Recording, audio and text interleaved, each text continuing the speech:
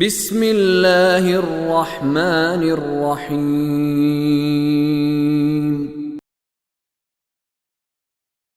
فأما عاد فاستكبروا في الأرض بغير الحق وقالوا من أشد منا قوة أولم يروا أن الله الذي خلقهم هو أشد منهم قوة وكانوا بآياتنا يجحدون فأرسلنا عليهم ريحا صرصرا في أيام نحسات لنذيقهم عذاب الخزي في الحياة الدنيا ولعذاب الآخرة أخزى وهم لا ينصرون وأما ثمود فهديناهم فاستحبوا العمى على الهدى فأخذتهم صاعقة العذاب الهون بما كانوا يكسبون ونجينا الذين آمنوا وكانوا يتقون ويوم يحشر أعداء الله إلى النار فهم يوزعون حتى إذا ما جاءوها شهد عليهم سمعهم وأبصارهم وجلودهم بما كانوا يعملون.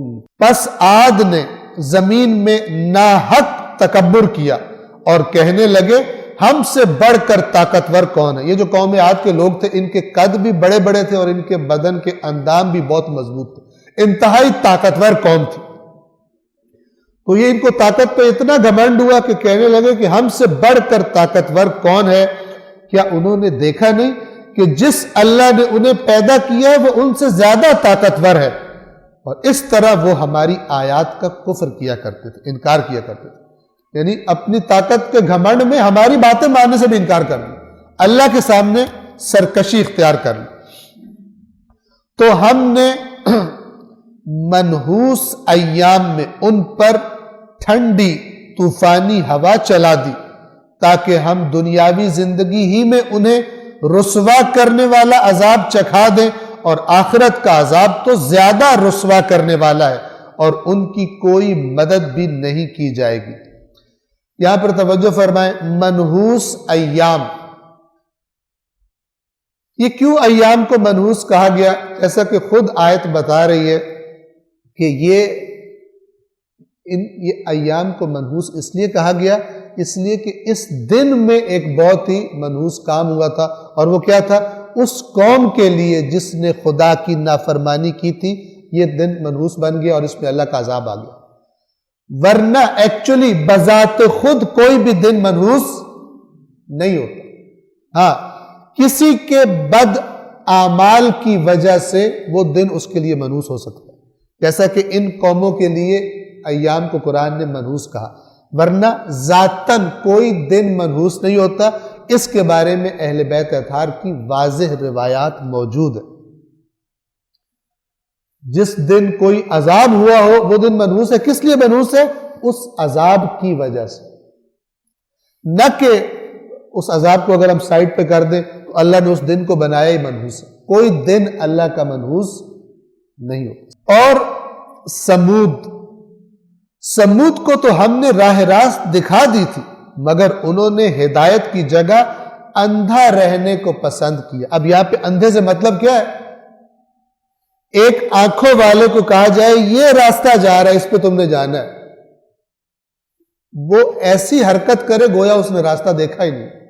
دکھا دیے جانے کے بعد اس شخص کی طرح رویہ رکھنا جس نے دیکھا ہی کچھ نہیں. تو اس کو قرآن کہہ رہا ہے انہوں نے اندھا رہنا پسند کیا. ہم نے ہدایت کر دی تھی, دکھا دیا تھا راستہ, لیکن انہوں نے اندھا رہنا پسند کیا تو انہیں ان کے اعمال کے سبب ذلت آمیز عذاب کی بجلی نے گرفت میں لے لیا, اور ہم نے انہیں بچا لیا جو ایمان لائے تھے اور بچتے رہتے تھے. تقوی, جو ان باتوں پر ایمان لائے اپنے انبیاء کی, ان کو ہم بچا لیتے تھے, اور جو ایمان لاتے تھے اور کیا کرتے تھے؟ تقوی اختیار کرتے تھے, اللہ کی نافرمانیوں سے بچتے تھے. اس کے بعد قیامت کا تذکرہ, یعنی یہ تو ہم نے دنیا میں ان کو عذاب دیا, اور جس دن اللہ کے دشمن جہنم کی طرف چلائے جائیں گے تو انہیں روک لیا جائے گا, یہاں تک کہ جب سب وہاں پہنچ جائیں گے تو ان کے کان اور ان کی آنکھیں اور ان کی کھالیں جلد جلود، عام طور پہ جانوروں میں کھال کہا جاتا ہے، انسانوں میں جلد کہا جاتا ہے، لیکن انسان کی بھی کھال کہی جا سکتی ہے، اور ان کی کھالیں ان کے خلاف گواہی دیں گی کہ وہ کیا کچھ کرتے رہے۔ صدق اللہ العلی